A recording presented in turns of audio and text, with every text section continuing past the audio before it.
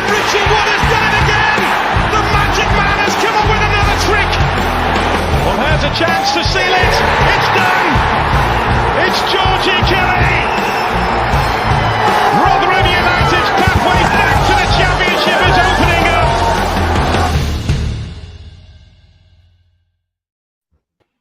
Hello, everybody. Welcome to New York Talk. This is the Rotherham United podcast. Thank you all for being with us again, and what is our last non-proper Rotherham episode before the season kicks back in soon. So I'm looking forward to going back to normality, to be honest with you. But it's not a bad episode. We get to talk about a very comfortable evening for England and other World Cup shenanigans over the last, how many days, 4 or 5 days it's been. Mick's back with us. How are you doing, Michael? All good, mate. Thank you. You? Very, very good. Thank you very much. And Tom Ayres back with us. How are you going, Tom? Yeah, I'm all good. I'm all good after that England performance. Yeah, always good. Yes, it's very comfortable. So we'll talk about that. If we can find any Rotherham news, we will find some. I don't think there's very much to talk about yet. But we'll go in a few days' time on the next episode, hopefully. Mick, we should first start by giving a shout out to Kev Johnson and everybody who contributed to the Legends Night at New York Stadium on, I think it was Friday now, a few days ago. £11,000 was the last count that they had raised for Rotherham Hospice, which is a crazy amount of money. A really, really good night. Some great stories, some great music, some great auction prizes, a lot of money spent by people on some really good auction prizes, Mick. Particular highlight, we were sat together. Do you have a particular highlight of the night? Yeah, obviously, listening to Lee McMahon singing "Drop Me Off in Rotherham" was a proper highlight. I have to be honest. Love that, absolutely love it. So yeah, it was a great night, really enjoyable, and for a fantastic cause as well. So it's top work by Kev as per usual. So he's setting himself up now, and he's got set the bar very high. So yeah, fabulous night, Kev. Thank you. Yeah, it takes some going after you get Alan Lee and Sedgy and Monkey, and yeah, it's difficult to go up from that level. To be honest with you, it's going to be very difficult to up it. We're going to need Frex, Ravel, Alfie. You know, it's going to take some doing to top that, but I'm sure he will do it. To be honest with you. I'm struggling to see if we're going to ship Alfie over from Australia, but you never know, do you? Well, if we work it out when Alfie's back in England, Yeah, that'd be good. Yeah, we'll see. We'll see about that. We've got Sean Green with us, Paul Brock's with us, Kim Haywood's with us, Tobias is with us.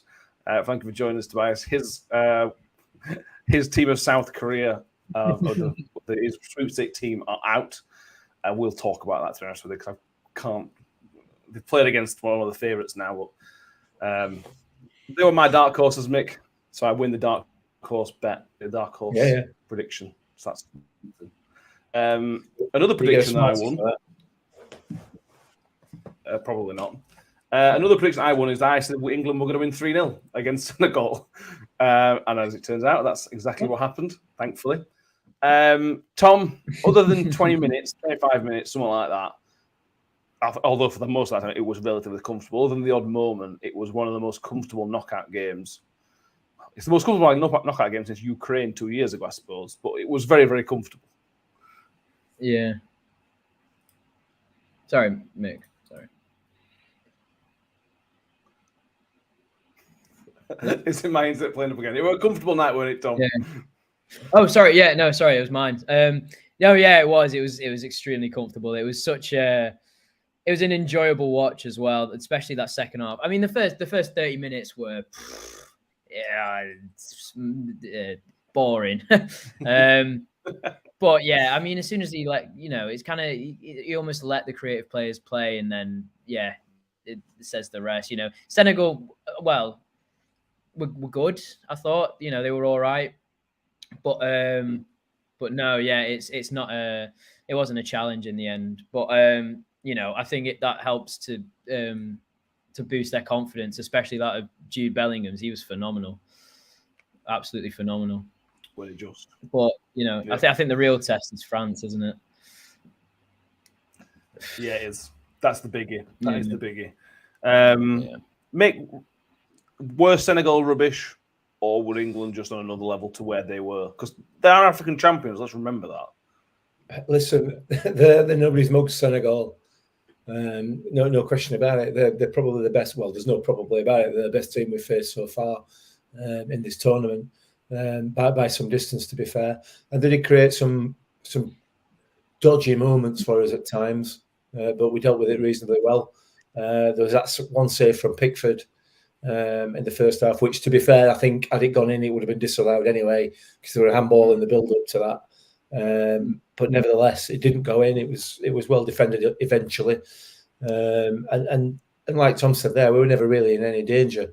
But beyond no illusions, they're a quality side, you know. So, but we have to be beating them, and clearly we did. So it was overall, I thought it was a really good performance.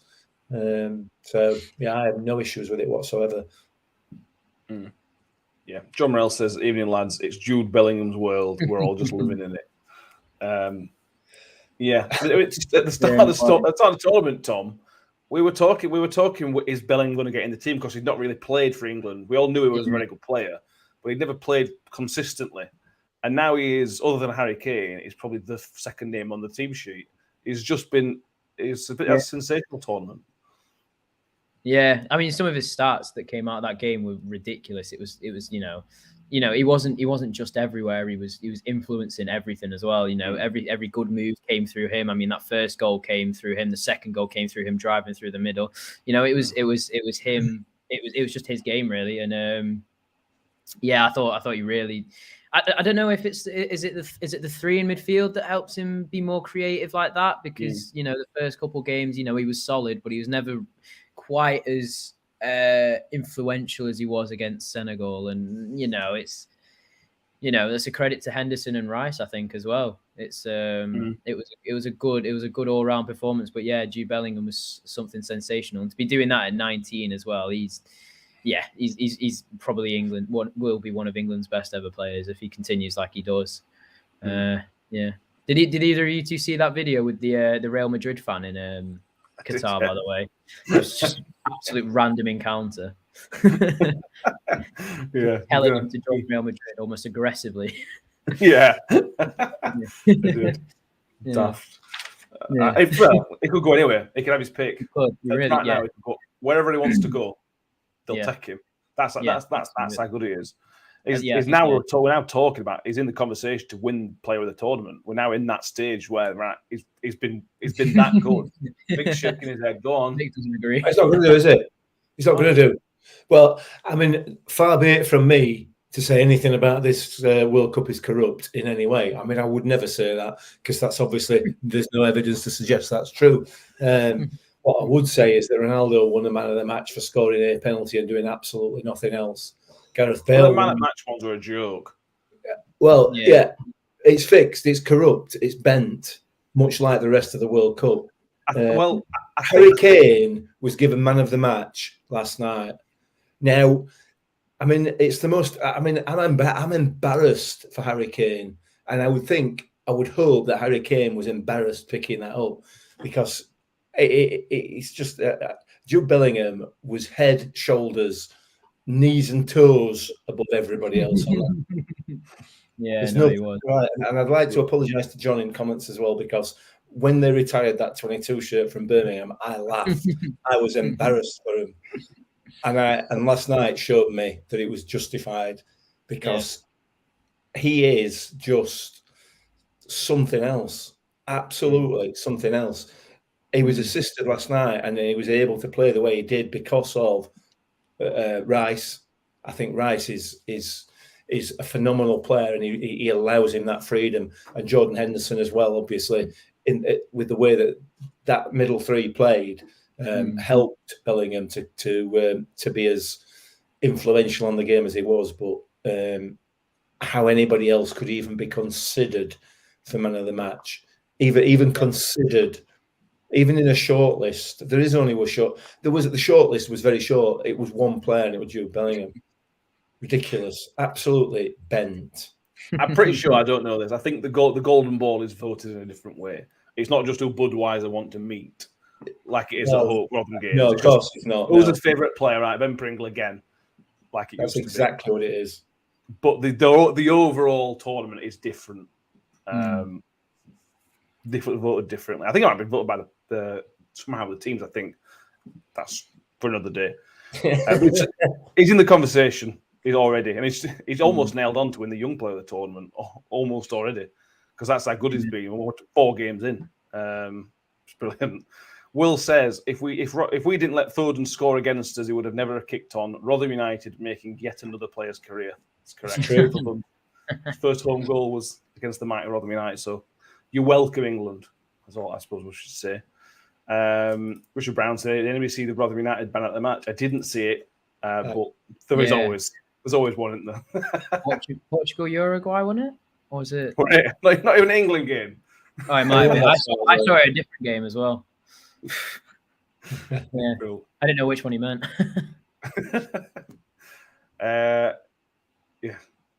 John Morell says, "Don't worry, Mick. Everybody took the Mickey. The shirt isn't retired. It's only on hold for when he returns." In his own words. Yeah, they'll need somebody to buy them first of all. I'm sure he will. I'm sure he will return to Birmingham City eventually. Strikes me as that kind of lad, who I don't know. Did you see that Ali McCoy's quote comment? Yeah. Yes, that was brilliant.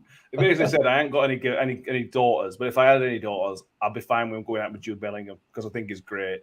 Basically, what I said. But not Jack Grealish.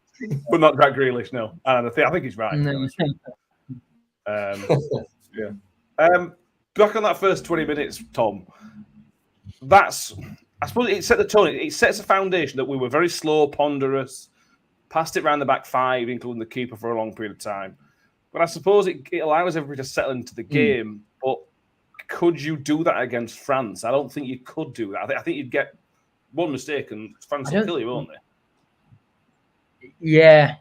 That's the big issue in it. Is that not just that as well, but I don't think we'd have time to do that. We wouldn't have possession to do that. I think I only think that the reason we did that is I think Stones came out after the match and just said, one-on-one they were just tracking us all over the park. So it was kind of a necessity rather than a want, maybe.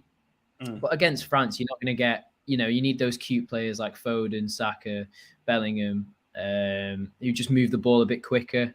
But if you watch that Poland game, they're not unbeatable, France. They looked ropey in that first half. And if it wasn't for Mbappe, well, I know it wasn't just him, but Mbappe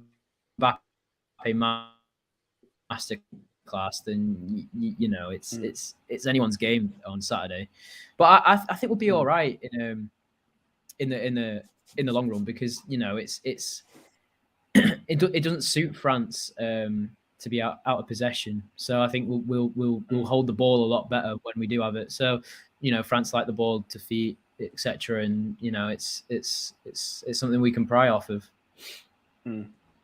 Yeah. You said, Mick, you have a go at Harry Kane, but he wasn't obviously man of the match. But he got his first goal the tournament. Very, very good goal. All the hard work was done by other players. But it's good. You've got to hope for something like Harry Kane that it's not a monkey off the back. I don't think Harry Kane sort of works like that. I don't think mentally he's worried about that.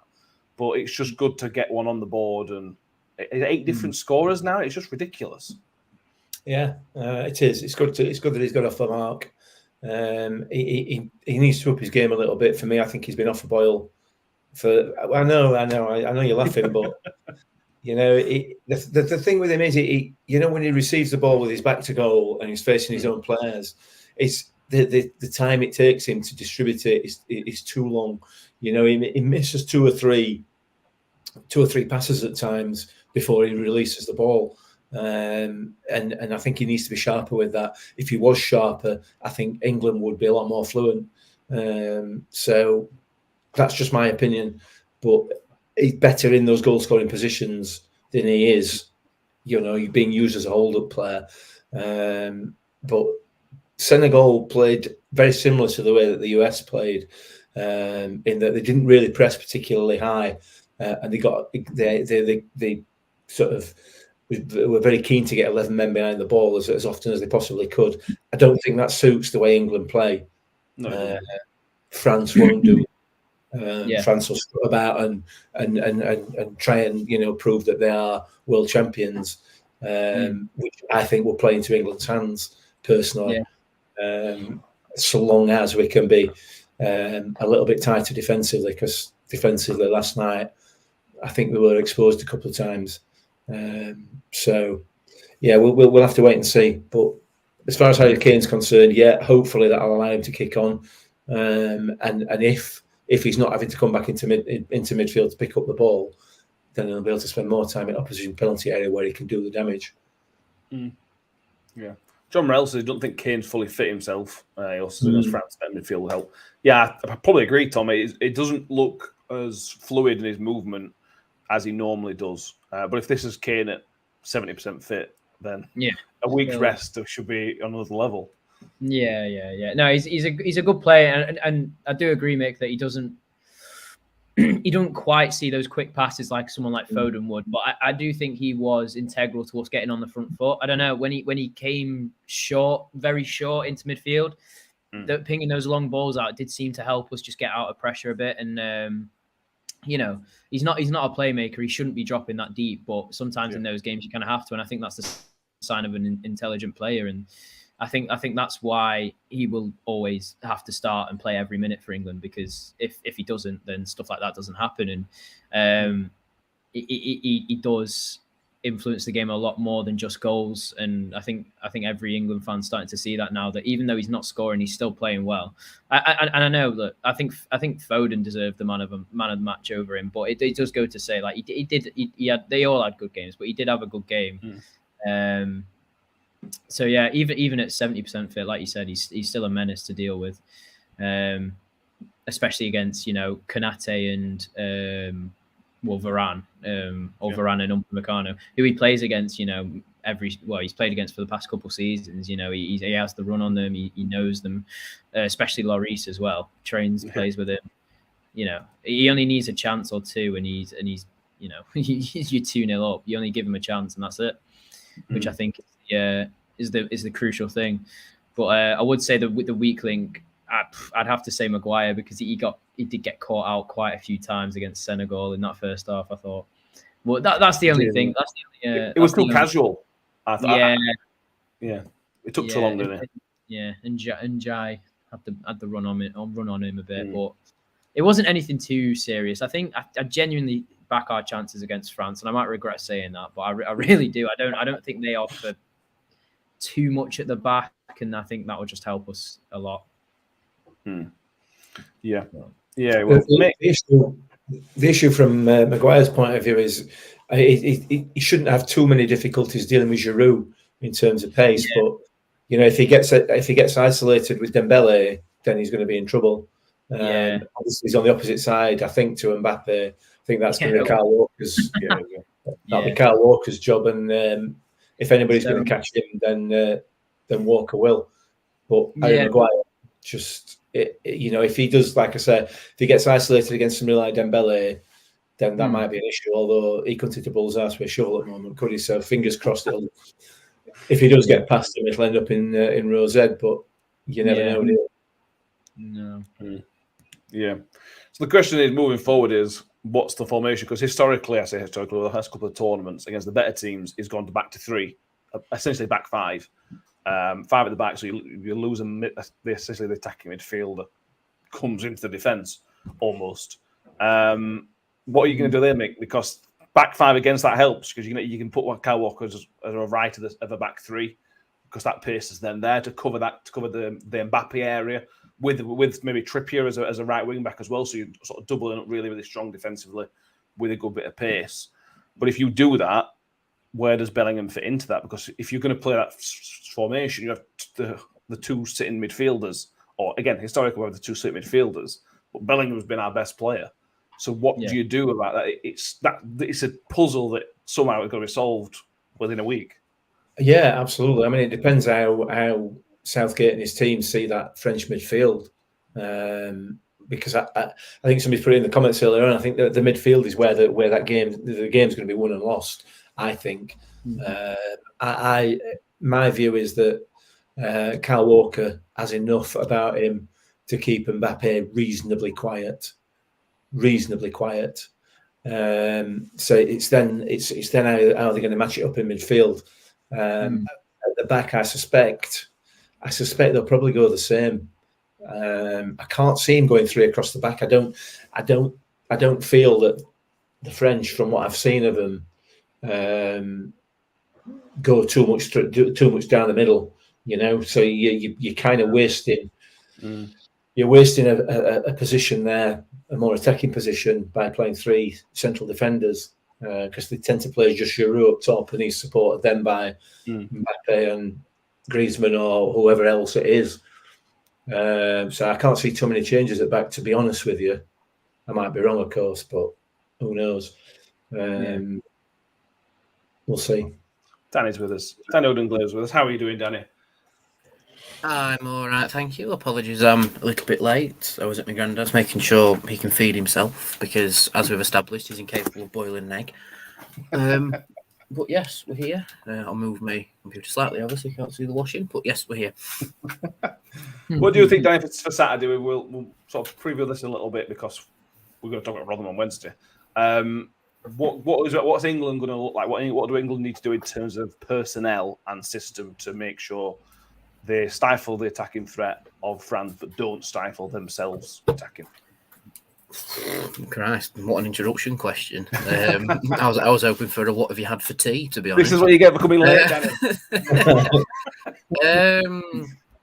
I mean, I caught the tail end of what Mick was saying about Kyle Walker and Mbappe, and I'm inclined to agree, but Mbappe seems to be one of the multiple threats that France has. The other one being Giroud as well. They seem to be the standout ones for me. Just keep Mbappe as quiet as we can. Whether that's shifting the system to a 3, I think that probably would be better because it gives you your 3 centre backs and you'll sit a little bit deeper. Because we've established that we know where the goal is and we know how to finish, and we do play some very good fluid football up top. It's just, again, I've said this nearly every podcast now, just showing up the defence, I think, is the thing we need to watch out for. Because even though we're the only team to have won in 90 minutes and kept a clean sheet, because I believe Croatia and Japan finished 0-0, didn't it? 1-1. Oh, 1-1. Oh, right. Okay. So we are the only clean sheet in the round of 16 so far. Right, sound. Right. So we don't get that without knowing what we're doing. But there was a little bit of a shaky spell against Senegal, which Pickford pulled off a great save to keep it a clean sheet. And then after that, we sort of just built into it and then, just found ourselves and started scoring. I think with France, we're going to have to try and play our cards differently. I think it's more keeping the French attack quiet and finding the way through. I don't think it'll be a big scoreline against the French, not at all. We can't afford to keep going forward and leave the back slightly open. We need to really shore it up, and that's probably going to have to be your 3 with your slightly more defensive-minded players, potentially. Even maybe having that slight tweaking formation where your 2 is sort of like a 1-1, weirdly, like a slightly more defensive-minded player instead. So I could see that being a possibility. But if I'm being honest, boys, I'm not confident against the French. They look a very, very good team. Oh, dear. Same with Brazil as well. But, yeah. We'll talk about Brazil. We want to talk about them in a minute because there's a lot to cover on them. Yeah. Were you surprised yesterday, Tom, that he left Rashford out? Obviously, it worked. We won 3-0, but Rashford scored 2, and when he came on, was a good threat. Do you think he's just a good impact player to have, really? Yeah, I think he offers more than Saka off the bench. I think is the only thing, the only reasonable excuse you can give Southgate, because after scoring 2 and looking like the most dangerous player against Wales to then get dropped is, number one. Well, we don't know what's going on at training, but it can't do his confidence much good if he's thinking, well, I can score 2 goals in a crucial World Cup game and get dropped. So what do I have to do to start, kind of thing? So obviously his confidence must be. Well, it might not be, but surely his confidence is taking a knock from that, and you don't really want your players' confidences going down before the knockout stages and whatnot. So Saka had a good game. It's not to say that he didn't, but to have Rashford not start after the game he had, it's a bit. Maybe it was a tactical change. Maybe there was an injury there, but it didn't make much sense. But clearly, it came off. But again, you just got to feel for Rashford because you can't. If you score 2 goals, you expect to play every minute. So. It's tough for him, but he'll be. I reckon he'll be all right. In terms of tactics, he's a much better impact sub than Saka is. But yeah, we'll have to see. I didn't think Saka had an amazing game. I know he scored, but I thought there were parts of the game where Saka went missing a little bit. And that would have been harsh on him. To be honest with you, I thought Foden was significantly better, and Bellingham, as we mentioned, was amazing. If you look at some of the stats, I don't know whether some of the stats I've seen today, we were very, very heavily weighted towards that left side possession-wise. Yeah. Very heavily weighted. As a consequence, Saka didn't really see a lot of the ball. So that's possibly why he wasn't involved quite so much, because a lot of it went through Bellingham and Foden on that left area. So, yeah. But it was a lovely finish from Saka. Yeah, it was great. Finish for the third. Great finish. Let's put some predictions in. Danny, start with you, mate. What are your prediction for Saturday, for the France game Saturday? Oh God. Well, I've already said that I'm not confident for the game against the French, but I don't know. I do have a strange feeling, and this is what Marlas has said to me. It could be our Germany moment this tournament. Like we had that moment in the Euros where we all thought it's a really tough game against the Germans, and we beat them 2-0, and everybody went ecstatic. We could have another Germany moment this tournament and really surprise France because they've conceded. Yeah, it were a penalty that had to be retaken and then scored, but we do have that bit about us up front where I think we could play some quality football and get a goal out of it. So the Englishman in me says we're going to win 1-0 and we're going to absolutely finesse the French and win 1-0. But my footballing brain says I think we'll lose 2-1. Because this is the game where I said if England play the cards right, they'll get to the quarterfinals, play France, and we'll go out. That's what my football head says. But me Englishman head says we're going to win 1-0 and keep going. Do you want me to stick you with? Shall I put you 1-0 down? Yes, put me down as the Englishman one. Tom, what do you reckon? I'm going to go for the opposite of Danny's and say, Danny's footballing one and say 2-1 England. I think we've got just enough to push us over the line. I can see Mbappe scoring already, doing his little stupid celebration. But I can see a 2-1 England. I think we've got enough firepower. Mick? Well, I said we'd go out in quarterfinals, didn't I? That was my pre-tournament prediction. I'm gonna go against that. I'm gonna say that we're gonna win 2-0. 2-0? 2-0. Wow, very good. Like style. I'm going to go 1-1, and then a flip of the coin on penalties. I'll go England on penalties just because, but it's going to be crazy tight. The good thing about the French is they've got stupid results. They went out in Euros to Switzerland. To the same team they are now went out to Switzerland, and we know how average Switzerland are. They're a decent team, but they're nowhere near France's level in theory. So. And when it gets serious is when you sort of see the real true colours and the mentality and how strong they are mentally and physically. So they won World Cup 4 years ago, so I'm maybe not in a position to be questioning the mentality, to be honest. But we will find out. And they'll find out about England as well. The thing that Southgate gets thrown a lot of at the minute is they've never really beat a good team. Germans, it was the Germans, but we've seen how bad the Germans are now. First good team you come up against Italy, you're losing a final on penalties. I think the winner of this could go on to win the World Cup. To be honest with you, I think that's what a lot of people are saying, and it's the be all kind of game. If this were a final, the world would be quite happy, I think, because it was watching two really good teams go against each other. But it's not. It's a quarter final. One of us is going home. John Morell says 2-1 to England. The French are going to get Bellingham'd. Powerman UK says a goal fest 3-2. Sean Green says 1-0. Could be a long night.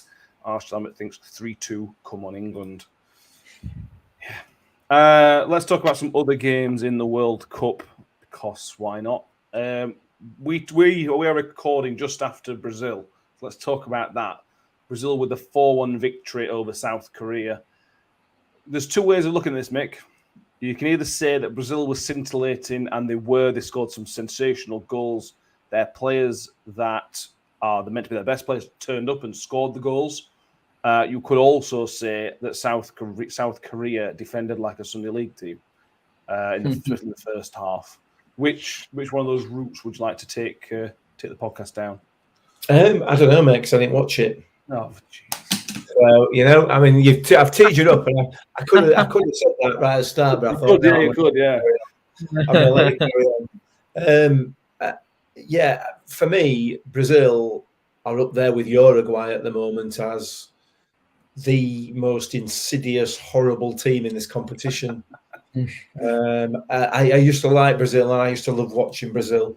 And it was absolutely no skin off my nose whatsoever not to watch that game tonight. I dislike them intensely. Their attitude towards the game, it's awful. It's horrible, and it is up there with Uruguay in terms of the ability to try and just cheat the way through 90 minutes. And I don't like it. So I was very disappointed with the result. I kind of hoped stupidly that South Korea might pull off some sort of ridiculous giant killing and knock them out. Hopefully that'll happen to me next round, because I don't think they deserve to go through to final. Absolutely not. Absolutely not. Uruguay got what they deserved, and hopefully Brazil will get it sooner or later. Okay. Tom, did you watch the game? Yeah. I watched the first half. I kind of zoned out for the second half. I was making no, that first half was a bit of both. It just has to be said. South Korea defended very poorly. I don't think they've ever started a first half very well. So from what I've watched anyway, the first half is always quite bad for South Korea. But it's got to be said, some of those goals were quite something. Richarlison's that first or third? I can't remember now.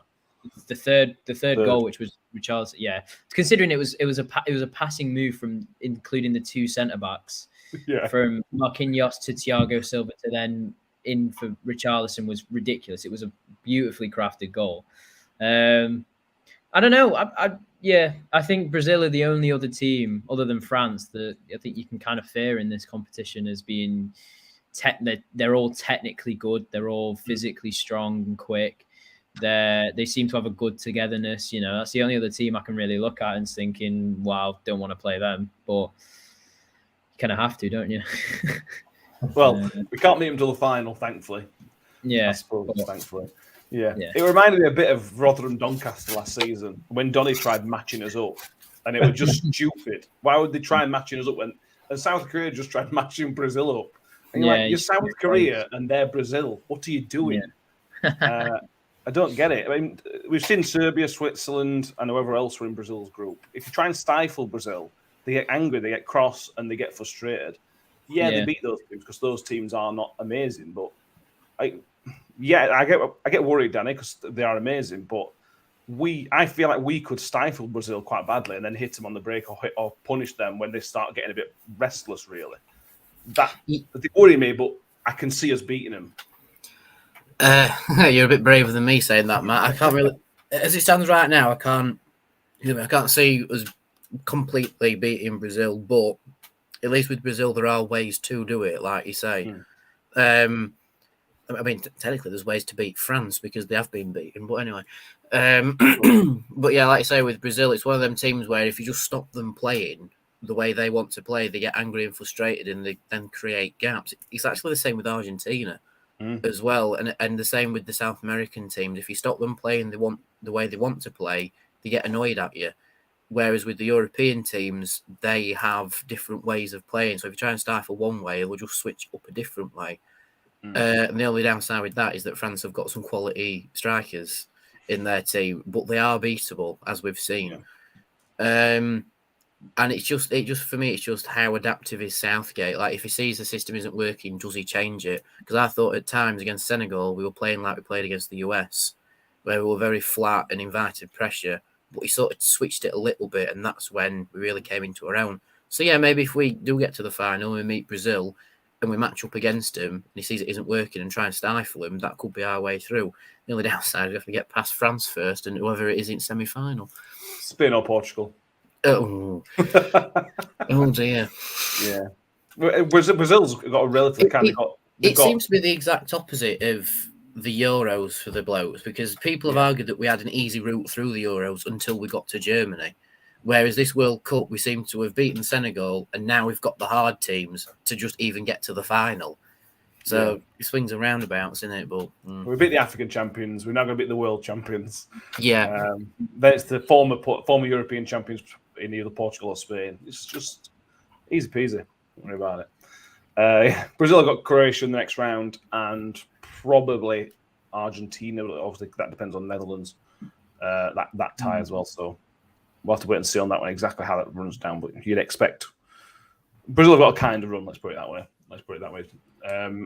Mick, you didn't watch the game, but you can be Roy Keane if you like. How did you feel about Brazil's I'm actually about that, bringing their third choice keeper on in the 80th minute just to get him an appearance at the World Cup? I think it was a complete Mickey take. I sort of enjoyed it because I think it's funny, and if you defend like that, you maybe deserve what you get. But how do you feel about bringing third choice keeper on just for the sake of an appearance in a last 16 World Cup? Well, I don't know. I don't have a view on it, to be honest with you. Yeah. Whatever. Give him a go, because you'll probably not get through next round, so might as well get him an appearance. Roy Keane was very upset about Brazil celebrating their fourth. It's disrespectful. I mean, it's just what Brazil do, isn't it?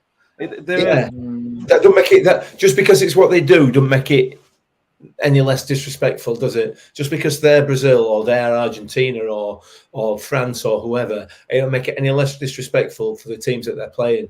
You know, like for example, South Korea players, it's going to be the highlight for some of them. It's going to be the highlight of their careers, playing a legendary team like Brazil, and just because they're not capable of matching up to them, then to have it rubbed in the face and laughed at is just disrespectful. The professional footballers. I'm all for celebrating a goal. Obviously, you know, you do, no problem with that. But it just for me, it's too far. But then I'm an old gimmer, aren't I? Maybe I'm just a sorry old miserable git. I don't know. I don't know who's told you that. God, no, either. Yeah, I don't mind. It's just their style to sort of celebrate like that. I don't. Yeah, it's just couple it with everything else, though, Matt. That's my issue. It's the big picture, innit? You know what I mean? It's like you're holding a grudge again. You just can't let go of these things, can you? Mate, I'm not holding a grudge at all. Not at all. A grudge. Once you decide you don't like them, it's going to take a lot for you to decide that you like them again, isn't it? Yeah, but why? Because they'll never change, will they? These specific players, I don't mean the country or the Brazil team as a whole, because it will evolve and it will change.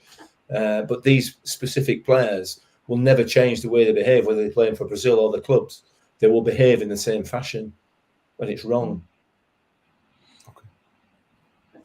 If they do it to us in final, then I will feel differently to how I feel right now. But yeah, so it's good. I don't know when you saw the Holland game the other day. Who do they play now? America. And the commentary team were raving about Dumfries, about what an unbelievable footballer he is and fantastic player and so on and so forth. What they didn't mention, and they completely just didn't talk about it at all, he throws himself on floor in the United States penalty area with his arm up in the air as if he's seriously injured, then banging it on floor, really rolling and writhing about everywhere, screaming. And literally 3 seconds later, he's sprinting back up the pitch. And we don't take it. Nobody says up about it. Nobody mentions it. But what he's trying to do there is fool the referee, change the game, possibly get the opposition a yellow or a red card. How is that right? How can that possibly be right? And then we go on to say what a wonderful player he is and had a great game. He's cheated.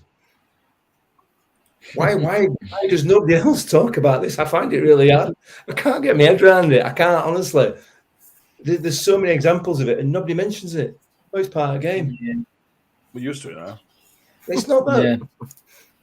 Well, if one of these players gets done for taking coke or something before a game, they're all the papers, they're vilified, they're this, they're that, the other, or whatever performance enhancing drugs.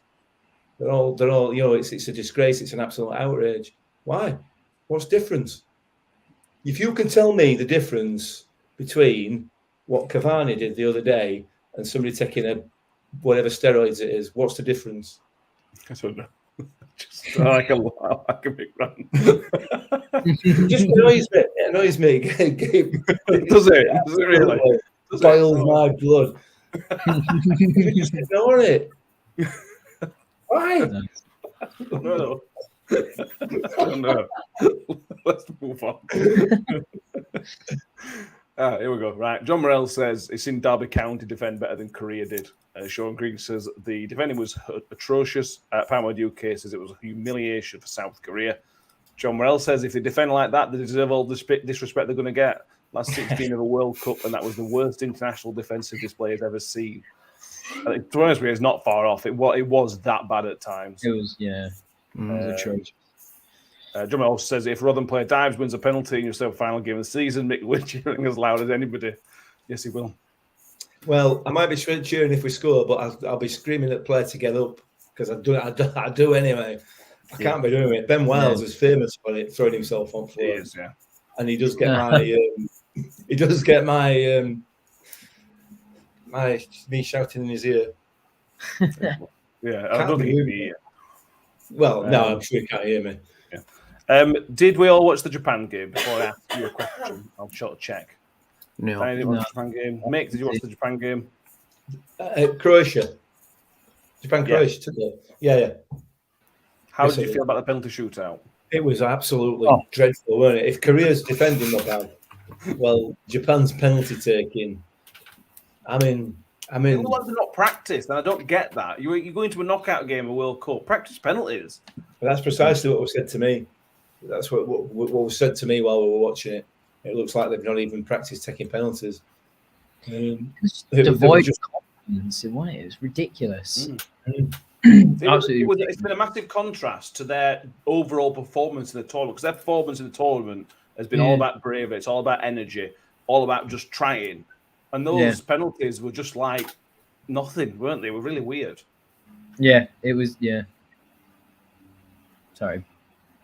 Yeah, they were poor. They unfortunately got what they deserved out of that game, Japan. I expected a lot more from them, to be honest.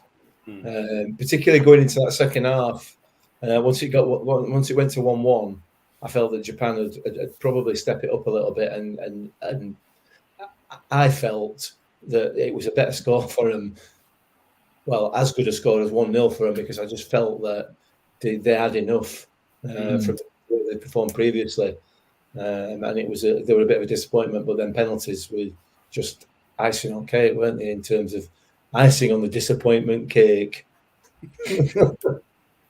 Yeah. Japan, UK says Japan were very good. We're good in the game. Japan have been brilliant all tournament, other than the Costa Rica game. They, on the whole of the 120 minutes, they probably deserve to go through. But as an England fan, we know what that's like to then lose on penalties. Yeah.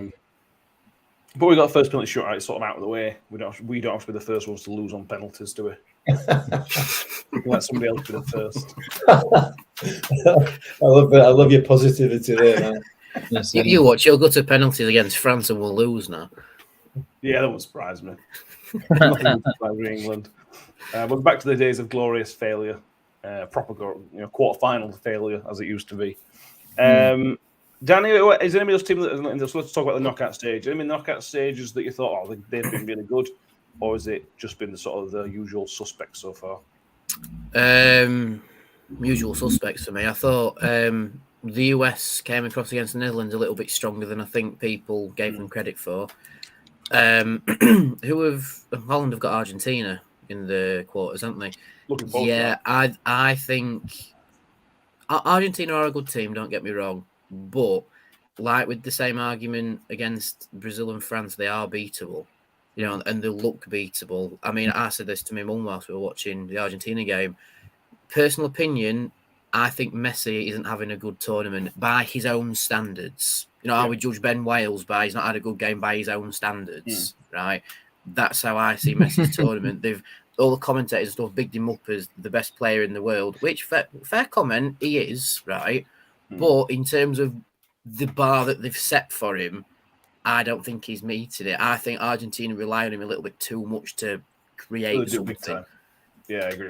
And I think with the Netherlands, they seem a bit more of a complete team than Argentina. And I honestly think that the Netherlands will beat Argentina because they have a bit more about them. That's my opinion. Might get torn to shreds about it. Fair enough. But I know we've said about Messi going out on a high, winning the World Cup and everything. They can't rely on Messi to win the World Cup for Argentina. And that seems to be what it is now. Like, sure, other ones have scored goals, but Messi is still involved in one way or another with all of the goals they've scored. It's a bit like the Brazil team back in 1966, where they relied on Pele a bit too much, and then he got injured, and then they went out in the group stage. Thankfully, Messi isn't injured for Argentina, so they're in the quarters. But if something happens to Messi, they're screwed. If Messi gets completely taken out of the game, like whether it's injured or just defensively marked, Argentina will struggle because I've watched them closely and they look for where Messi's passes all the time. And it's only when the defence lose track of Messi, for example, Argentina against Australia, that he gets a goal. So, yeah. I agree. I think primary cases they're a one-man band. I think it happens. You look at, they're not the only team that's ever done that in history, but it's almost a shame because they've got some great players.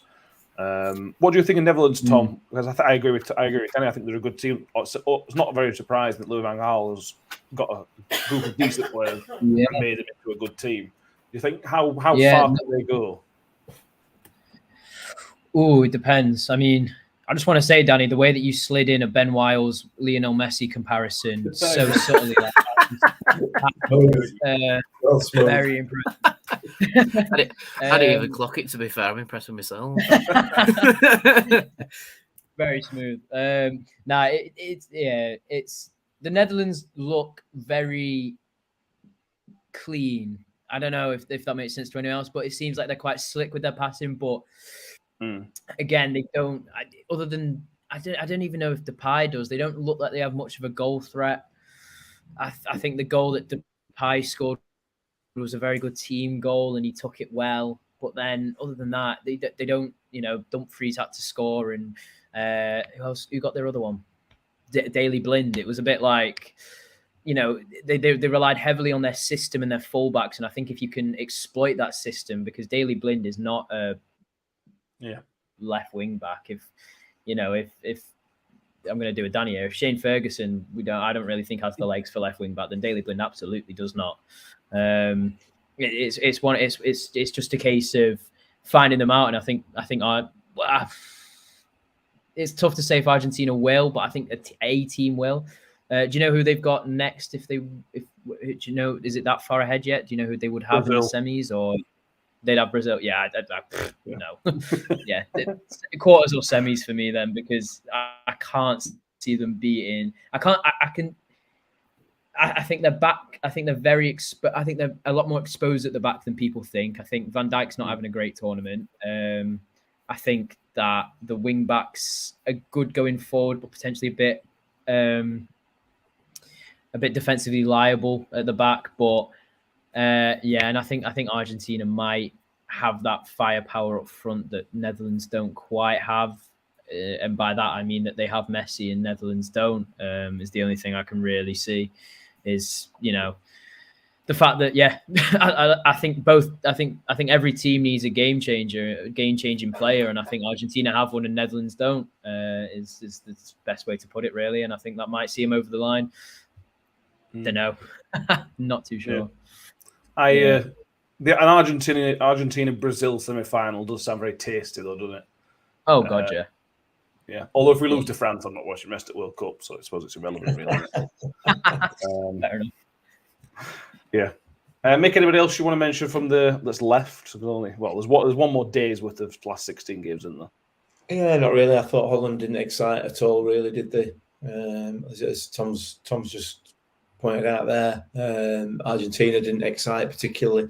As you said, Messi had a decent game. He didn't have the game that all the commentators said he had. They're falling over, aren't they? They're properly going overboard. It's nauseous, isn't it? Yeah. Listening to him. And I'm sure they were doing exactly the same about Neymar tonight. I don't know, but I'm assuming that there will have been. Well, maybe we will spend too much time on floor. I don't know. Saving it for Ronaldo tomorrow. Well, yeah, I'm going to say then we'll be banging on about him tomorrow. So no, nobody really sticks out. I mean, you mentioned that France have got Mbappe that can change a game. Brazil have got Neymar. Australia, Argentina have got Messi. Holland don't really have anybody that can do it. Then England have got 3 or 4 that can change a game. Yeah. And for me, that's possibly. I don't want to stick my neck out, but for me, that's possibly could be the difference. It's not just one player, and there's 2 or 3 of them that can change a game. They've been sat on bench for some of it, so we'll see. But nobody really excites me at the moment. No. Okay. Mick being positive about England's chances. Never thought I'd see the day. It's about being pragmatic in it, because there are times when you just know deep down in your heart that we're not good enough. But now you know that we are good enough. There's no question about that. I don't think anybody would argue that there's enough quality within the England side to win this tournament. There's no doubt about that. It's whether they're able to turn it on and what happens. How much quality there is in the other teams. So we'll see. But yeah, they've got the quality. I am being positive in that respect. But putting it on pitch is another matter, isn't it? Yeah. Paranduke says on the Messi thing, it's like listening to the Championship commentators on Sky. And I'll add to that, particularly when whoever are playing against Rotherham United. It feels like, anyway, might just be me. It's a little bit like when we played Burnley and they were just fantasising about Rodriguez whenever he got the ball. There you go. Exactly. Well, what were they banging on about last night? Adopting cats and something else they were talking about halfway through a game. What the hell are you? Listen. Sure. That occurred during the Brazil game where they were talking about tourist interest places in Qatar, and one of them was I forget the technical name of it. Was where dissemination plant. Yeah, dissemination plant where they process salt water to make water for the pitch. It's like, yes, mate. Let me just jump on playing Qatar. Oh, look at this desalinization plant! Isn't it massive? Because we live in a desert, right? Sound like why? Why in sports journalism? Is there some sort of class that teaches you? Yes, there is actually, mate, and there's actually a technical term for what they do. It's called. There is, but I can't use it on here. It's called waffling. I mean, if there's no to say about the game, don't say it, because we can all see it. It's almost as if they think that they've got to keep talking, and they just talk. I think what it is, it's exactly that. Some commentators feel they have to keep it ticking over, talking, and they seem to have distanced themselves from what used to be the old radio way of saying it, which is to tell you what's happening on the pitch. Which, if I'm honest, I actually still prefer. I prefer the way Matt Goodwin does it. Well, he named the players, so you can actually keep an eye on the screen where that player is, rather than just stopping talking and then suddenly saying Messi, he's on the ball and he plays a fantastic ball. It's like, yeah, I can see that, but who played the ball to him? You know what I mean? Messi's got a blue card as well. Yeah, he's got his golden boots on. Yeah, I can see that. Like, I get people who are colourblind that might not be able to see it, but I can still see what he's doing on the telly. You know what I mean?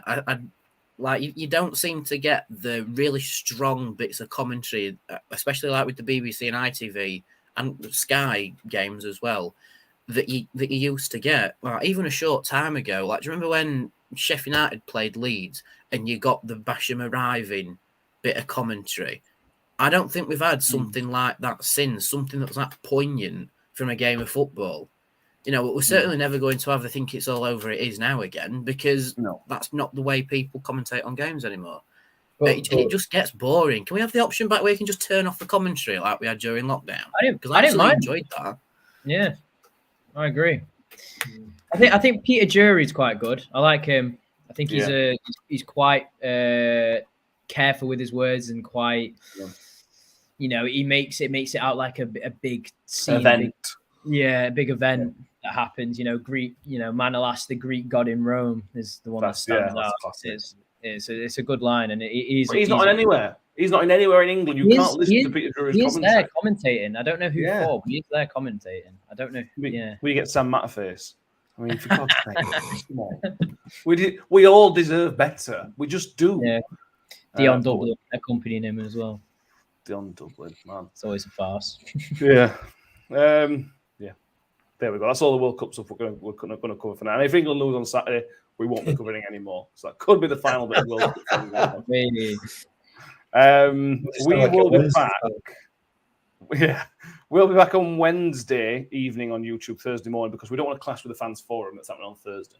So our preview of Bristol City will be a day early than it normally is. The scouting report returns. Mick has done the scouting report already. He's spoken to a Bristol City fan. I haven't watched it back yet. You'll be fine. I don't know where my expectations are at the minute, but I will have a look. Set them low, mate, and you'll be all right. Danny will be on the night on the fans forum for us. Is that all right in saying, Danny? You will be there? Yes, I will be. I have got permission from the club to be the face of New York Talk. So if it goes horribly wrong, I'm to blame. But yeah, I'm going to get a little bit of advice from one of my lecturers at uni on how to operate it properly, if that makes sense. And the best way to do it, like, is it laptop and phone? Is it just phone, etc., etc.? And then obviously the media officer at the club, he'll be mitigating what I put out because, you know, it's their event. But yeah, I will be reporting live for New York Talk from wherever it'll be in New York Stadium. So yeah, it won't be a properly podcasty thing though. It will be on Twitter or maybe even a written report that goes on Twitter later. We'll have to wait and see. But yeah, Danny will have the keys to the New York Talk podcast account, a Twitter account on Thursday. So follow it, RUC_pod. Follow there, and anything that Danny can share with us from the night, which I assume will most of it, to be honest. He will let us know, and then we'll talk about it on the next episode. If anything interesting comes up. Nothing interesting may come up, so I don't know. I just hope I'm not shown the door for putting out the wrong thing, but yeah. for a spelling mistake that makes it into a different word or something like that. Wednesday evening back on YouTube, Thursday morning for the podcast.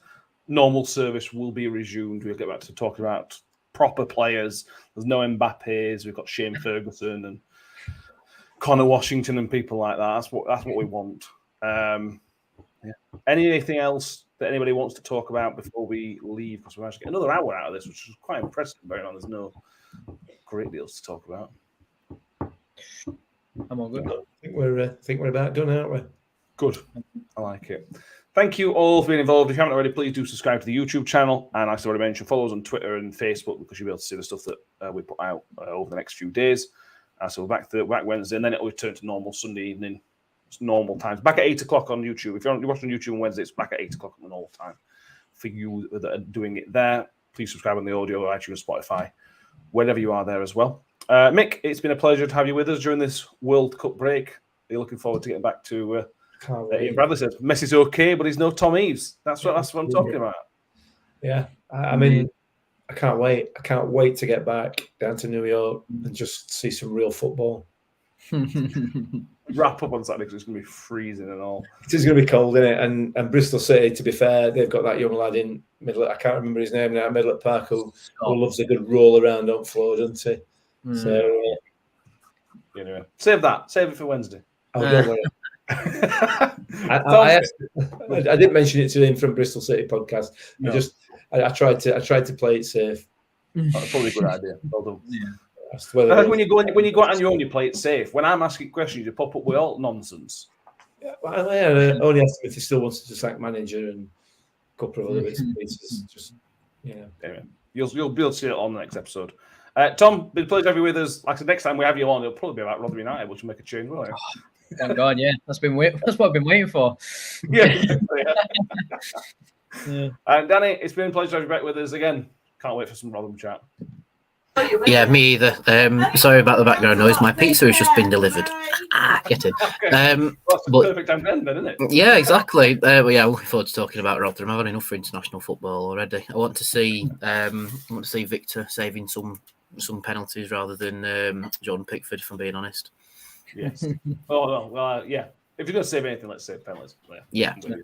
Thank you everybody for watching, and I say we'll be back next time, a couple of days' time, for the Rotherham preview. Thank you very much. We'll see you next time.